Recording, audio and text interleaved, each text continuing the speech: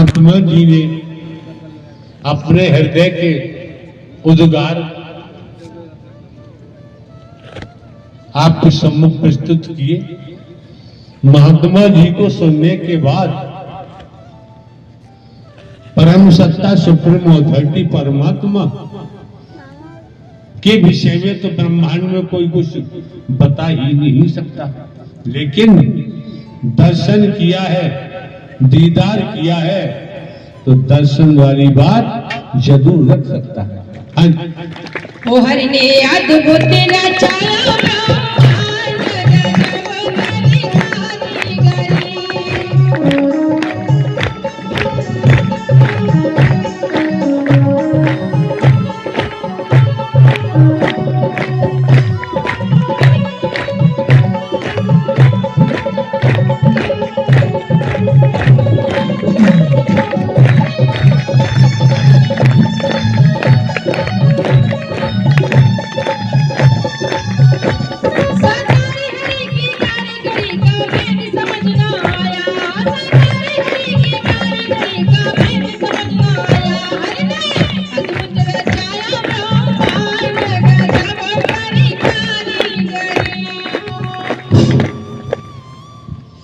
देवी जी समय को देखकर,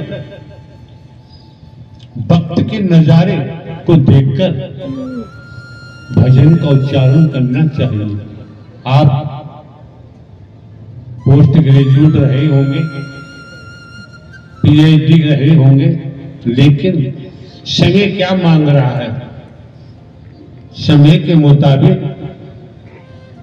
भजन के शब्दों का उच्चारण होना चाहिए, जिससे शब्दों को सुनकर महापुरुषों की आत्मा गदगद हो जाए। महापुरुष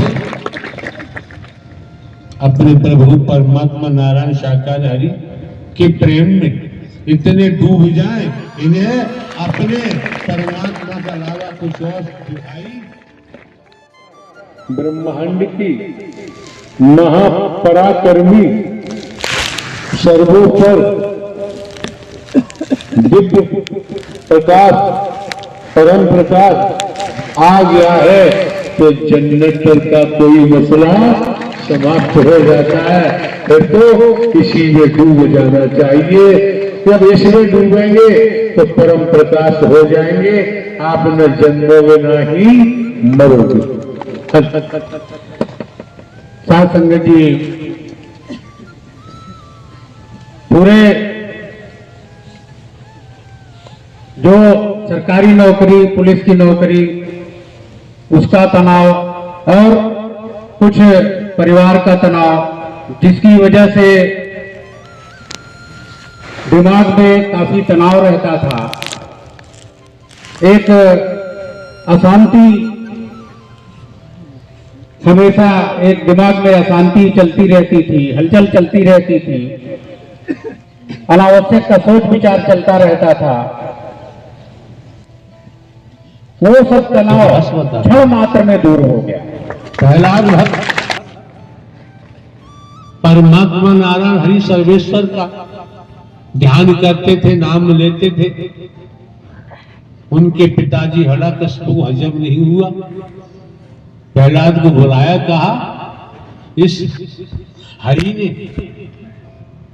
तुम्हारे चाचा को मार दिया, वध कर दिया, और तुम हरि का नाम ले रहे हो, दुश्मन है, वैरी हमारा।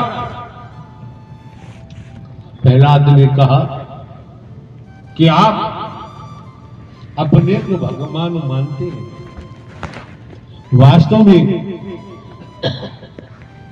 सत्य प्रभु परमात्मा सर्वेश्वर ब्रह्मांड के रचयिता ही परमात्मा थे हैं और रहेंगे।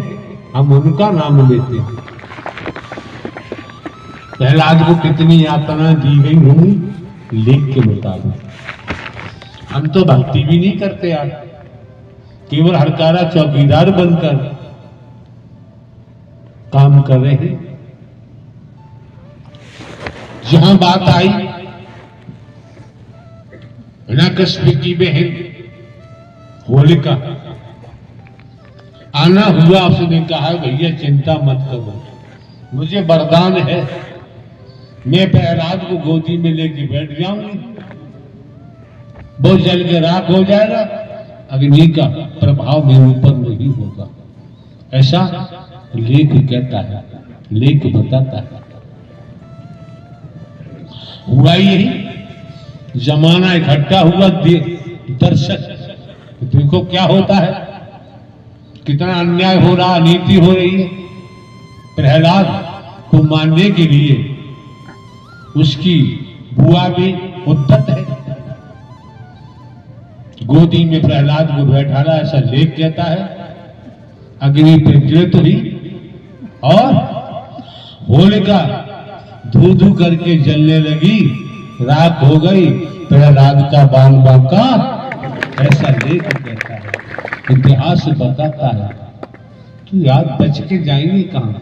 इसलिए किसी के प्रति कुविचार नहीं लाना चाहिए, कुसंगति नहीं करनी चाहिए, कुसंगति ठीक नहीं होती है। क्यों?